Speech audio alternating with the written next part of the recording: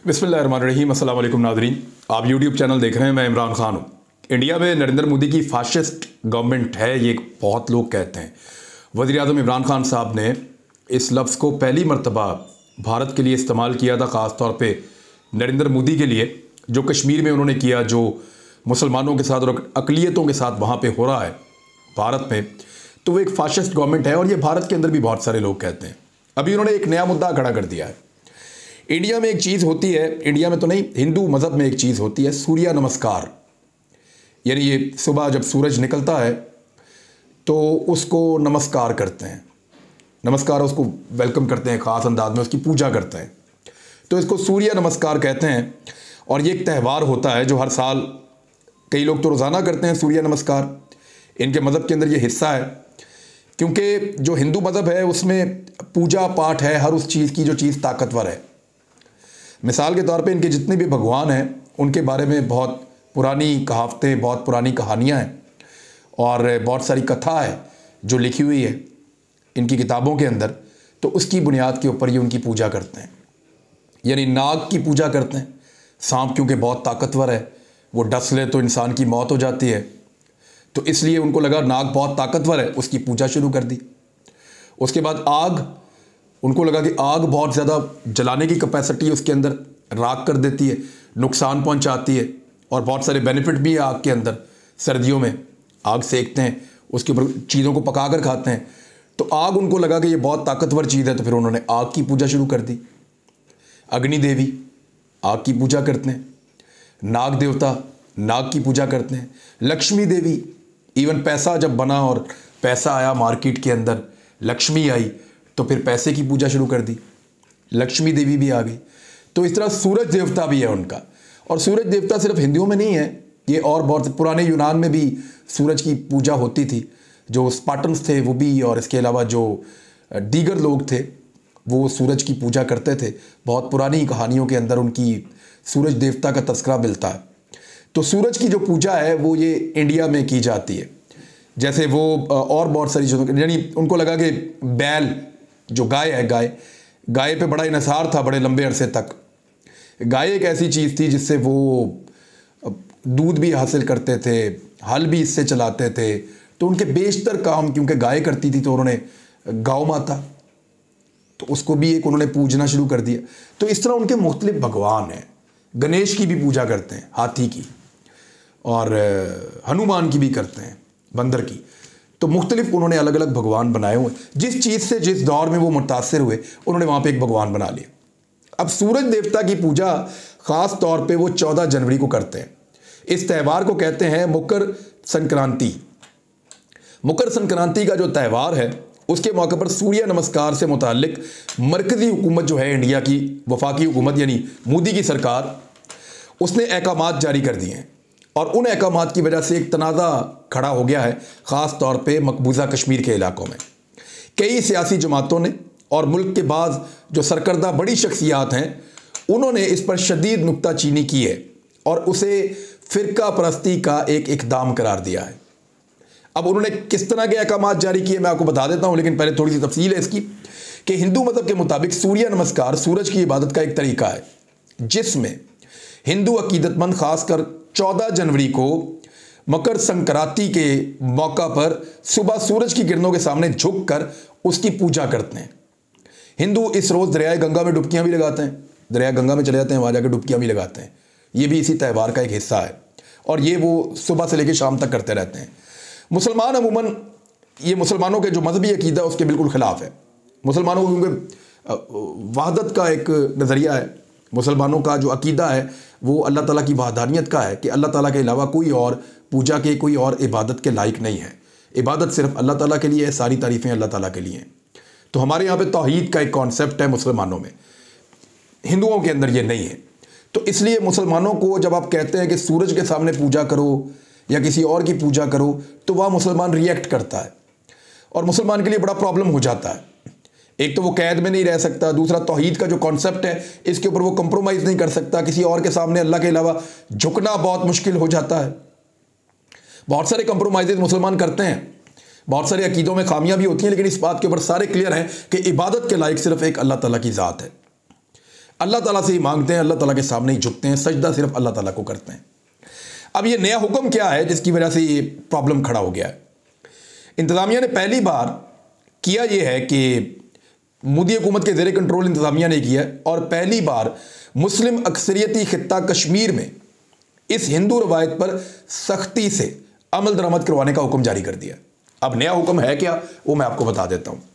नया हुक्म यह कहता है कि कश्मीर में कॉलेज और आला तालीमी महकमे से मुताल्लिक इदारे ने अपने एक हुक्मनामे में कहा है कि मरकज़ी हुकूमत की ख्वाहिश है कि 14 जनवरी 2022 को मकर संक्रांति के त्यौहार को मनाने के लिए खसूसी इंतजाम किए जाएं और आज़ादी की 75वीं सालगिरह की मुनासबत से अमृत महोत्सव तकरीबात के तहत बड़े पैमाने पर वर्चुअल सूर्य नमस्कार का भी इनेकाद किया जाए। यानी पूरी इकट्ठा करके उन सबको एक बड़े पैमाने पर सूर्य नमस्कार किया जाए। इस ऑर्डर में फैकल्टी और तलबा से कहा गया है कि वो इस प्रोग्राम की जानिब लोगों की तवज्जो मबजूल करवाएं और इसकी टैग लाइन सूर्य नमस्कार बराए हयात होनी चाहिए। इसमें कहा गया है कि इस बात को यकीनी बनाएं कि तमाम फैकल्टी मेंबरान और तलबा इस प्रोग्राम में भरपूर हिस्सा लेंगे। अब वहाँ पे अक्सरियत मुसलमान तलबा की है और मुसलमान जो हैं वो तौहीद पर यकीन रखते हैं। उनके अकीदे के मुताबिक जो है वो सूरज की पूजा नहीं हो सकती। यानी ईसाइयों का अपना एक अकीदा है, मुसलमानों का अपना अकीदा है, यहूदियों का अपना है, हिंदुओं का अपना है और उन सबको अपने अपने मज़हब के तहत, इंडियन कानून के तहत, इंडियन आइन के तहत सबको अपने अपने मज़हब के तहत ज़िंदगी गुजारने का पूरा हक हासिल है। क्योंकि इंडियन कॉन्स्टिट्यूशन जो है वो सेकुलर कॉन्स्टिट्यूशन है, कहने को वो एक सेकुलर मुल्क है, तो वहाँ पे सबको आज़ादी है अपने अपने मज़हब के तहत रहने की। लेकिन प्रैक्टिकली ऐसा नहीं हो रहा। मोदी की फाशिस्ट गवर्नमेंट मुसलमानों को मजबूर कर रही है कि आप सूर्य नमस्कार करें, यानी आप सूरज की पूजा करें। अब इस पे सियासी जमातों ने अपना रद्देमल दिया है और बड़ा शदीद रद्देमल आया। तलबा भी एहतजाज कर रहे हैं और कठपुतली वज़ीर आज़म जो थी महबूबा मुफ्ती साहिबा, उन्होंने भी कहा कि सूर्य नमस्कार के प्रोग्राम में कॉलेज के तलबा और उसातिज़ा की शिरकत से मुताल्लिक मरकज़ी हुकूमत के अहकाम को फ़िरका परस्ती पर मबनी ज़हनियत करार दे रही हूँ। फिर उन्होंने कहा कि कश्मीरियों को जलील करने के मकसद से इस तरह की हदायत जानबूझकर जारी की गई हैं। भारतीय हुकूमत की इस गलत मुहिम का मकसद कश्मीरियों की तहकीर करना और उनको जलील करना है। इसके बावजूद तलबा और अमले पर सूर्य नमस्कार जैसी मजहबी रसूमात मुसल्लत करना जो उन्हें पसंद नहीं है, वाज़े तौर पर उनके लिए तकलीफ दे है। इन्हें इस पर मजबूर करना भारतीय हुकूमत की फ़िरका वाराना ज़हनियत को ज़ाहिर करता है। फिर जो साबिक वज़ीर आला और नेशनल कॉन्फ्रेंस के जो रहनुमा हैं उमर अब्दुल्ला, उन्होंने भी इस पर स्टेटमेंट दिया है। उन्होंने ट्वीट किया, उन्होंने कहा कि आखिर मुस्लिम तलबा को मकर संक्रांति मनाने के लिए योगा समेत कुछ भी करने पर क्यों मजबूर किया जाए। मकर संक्रांति एक त्यौहार है और इसे मनाना या ना मनाना ज़ाती इख्तियार होना चाहिए। क्या बीजेपी खुश होगी अगर इसी तर्ज पर गैर मुस्लिम तलबा को ईद मनाने का हुक्म दिया जाए?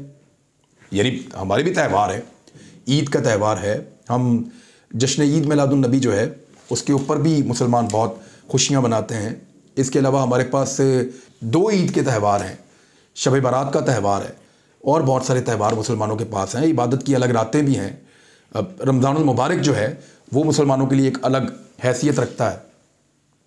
तो क्या मुसलमान अपने अक्सरियती इलाकों के अंदर या जहाँ पे मुसलमान आबाद हैं या पाकिस्तान जैसा मुल्क जहाँ पे हिंदू बहुत थोड़े हैं, क्या हम उनको ज़बरदस्ती रोज़े रखने पे मजबूर करेंगे?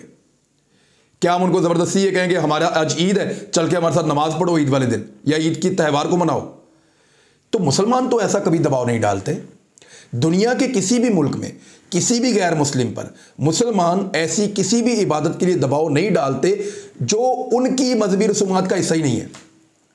यानी हम कभी किसी को नहीं कहते कि हमारी मजहबी रसूमात आप अदा करें।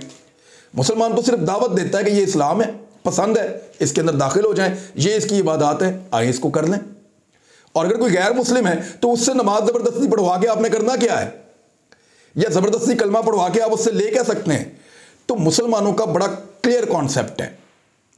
इस्लाम जो है वो दिल के साथ आता है, लेकिन यहाँ पे जो हिंदू रसूमात हैं वो जानते हैं कि प्रैक्टिकली इसको करके हम अपनी बालादस्ती साबित करेंगे और मुसलमानों को दबा रहे हैं। जबकि हिंदू मज़हब के अंदर भी कोई ज़ोर ज़बरदस्ती इस तरह तो नहीं है। अगर किसी को वो मज़हब पसंद है तो वो उसके अंदर रह सकता है, किसी को नहीं पसंद तो वो नहीं रह सकता। लेकिन ये जो एक फाशिस्ट सोच आई है हिंदुत्व के नज़रिए के तहत, खास लोग हैं, खास ग्रुप हैं जो इस तरह की एक्टिविटीज़ कर रहे हैं और नरेंद्र मोदी को लोग टैग करते हैं, उसको टारगेट करते हैं इस वजह से। तो मेरे ख्याल में मुकम्मल मजहबी आज़ादी होनी चाहिए, जैसा कि पाकिस्तान में हिंदुओं को मुकम्मल मजहबी आज़ादी है, ईसाइयों को मुकम्मल मजहबी आज़ादी है, मुसलमानों को वो तो वैसे ही यहाँ पे अक्सरियत है। तो इंडिया में ऐसा नहीं है अनफॉर्चुनेटली, और उसके ऊपर एक रिपोर्ट भी आई है। भारत में अक़लियतों को बुरी तरह हदफ बनाया जा रहा है। ये ह्यूमन राइट्स वॉच की सालाना रिपोर्ट है। अब ये 2021 की रिपोर्ट है, मुकम्मल हो गई है, ये अब छप गई है। इस रिपोर्ट के मुताबिक 2021 में पेश आने वाले वाक़यात का अहाता किया गया है। रिपोर्ट का एक अहम बाब है, उसमें कहा गया है कि भारत में हुकूमत ने ऐसे कवानीन और पॉलिसियों को अपनाया है जो मजहबी अक़लियतों, ख़ास तौर पर मुसलमानों के साथ इम्तियाजी सलूक के मुतरादिफ है। इससे बीजेपी रहनुमाओं की तरफ से मुसलमानों की तौहीन और तशद्दुद करने वाले बीजेपी के हामियों के खिलाफ कार्रवाई करने में पुलिस की नाकामी के साथ हिंदू कौम परस्त ग्रोहों को मुसलमानों और हुकूमती नाकदीन पर बेरहमी के साथ हमले करने की भी हिम्मत मिली है। यानी लगातार वहाँ पे मजहबी जनूनियत बढ़ती जा रही है और उसका जो टारगेट है, बड़ा टारगेट मुसलमान है, उसके बाद ईसाइयों को भी टारगेट किया गया है। अब इस रिपोर्ट के अंदर बताया गया 2021 में 9 माह में पुलिस की हिरासत में 143 अमवात और 104 मुबैना मावराए अदालत कत्ल का इंदराज किया गया है। और बहुत सारी चीज़ें हैं कि ह्यूमन राइट्स में कैसे कैसे वायलेट कर रहा है इंडिया और किस तरफ इंडिया लेकर अपने मुल्क को जा रहा है। बड़ा अनफॉर्चुनेट है। और ये ह्यूमन राइट्स वॉच की रिपोर्ट थी। इसके अलावा एक और बड़ी इंपॉर्टेंट चीज़ है भारत में। अब थोड़े दिन पहले हमने एक मुवाजना किया था, आपको याद होगा, रफाल तैयारे का और J-10C जो है, जो हम चाइना से ले रहे हैं, उसका। तो इंडिया की जो एक वेबसाइट है द प्रिंट, उसने इनका मुवाजना किया और बड़ा मजायका खेज मुवाजना किया है। यानी जो ख्वाहिश है उसको खबर बना दिया है। उसमें वो अपने जहाज़ को उन्होंने फाते भी करार दे दिया है, राफेल को, या रफाल कह लें आप। उन्होंने बताया J-10 के इंजन के मसाइल का जिक्र किया। पहले इसमें रूसी इंजन इंस्टॉल था, अब इसमें चीन का अपना तैयार करदा इंजन फिट किया गया है। J-10 के KAESA रडार का जिक्र करते हुए कहा गया कि इसकी टेक्नोलॉजी का मास्टर मगरिब है और चीन अभी भी इस पर लगे हुए हैं। यानी बहुत सारे उन्होंने इसके अंदर जो है वो कीड़े निकाले हैं। लेकिन J-10 की जो असल तारीफ है ना, और उसकी सलाहियतों का असल जो पर्दा खुला है, वो मिलिट्री वॉच मैगजीन ने इसके ऊपर काम किया है। और उन्होंने, क्योंकि ये द प्रिंट इंडिया का है, तो उन्होंने तो उसको अपने तैयारे को ऊपर उठाकर लेकर गए हैं, जो फ्रांस का बना हुआ है रफाल। लेकिन अगर आपने हकीकतन जाकर पढ़ना है और समझना है तो फिर आप चले जाएं मिलिट्री वॉच मैगजीन, उसने J-10 के बारे में सही इंकशाफात किए हैं। इसमें अमेरिकी कांग्रेस को पेश की गई एक रिपोर्ट है, उसका हवाला दिया गया है। ये रिपोर्ट बताती है कि सिंगल इंजन ये तैयारा कारकर्दगी में अपनी क्लास के तैयारों से आगे है। अमेरिकी F-16C और जापानी F-2 पर फैसला कुन बरतरी भी रखता है। ये अमेरिकी कांग्रेस को रिपोर्ट दी गई है कि J-10C जो है वो F-16 से बेहतर तैयारा है। ये तैयारा जो जापानी बेहतर तैयारा है लड़ाका, उससे भी बेहतर है। माहिरीन के मुताबिक ये ट्विन इंजन F-15C को भी चैलेंज करता है। यानी इतना टॉप का तैयारा है J-10, और लाइट वेट की वजह से सिंगल इंजन के साथ बहुत महंगे जंगी तैयारों को चैलेंज कर रहा है, बहुत कम कीमत में बनने के बावजूद। ये रिपोर्ट जो है मिलिट्री वॉच मैगजीन की है, और मेरे ख्याल में काफ़ी अच्छा जवाब है द प्रिंट मैगजीन ने जिस तरीके से प्रोपेगेंडा किया है J-10 के खिलाफ रफाल के मुकाबले में। बरतानिया से एक बहुत अजीब खबर है, और ये खबर बरतानिया के ऐवानों में इसने खलबली मचा दी है, हिला कर रख दिया है। खबर क्या है, कैसे छपी है? ये बरतानिया की खुफिया एजेंसी MI5 ने एक वार्निंग जारी की है, और वो वार्निंग क्या कह रही है, इस खबर की हेडलाइन मैं आपको बताता हूँ। MI5 की वार्निंग है, BBC के ऊपर भी ये खबर छपी है, दीगर जराए से भी है।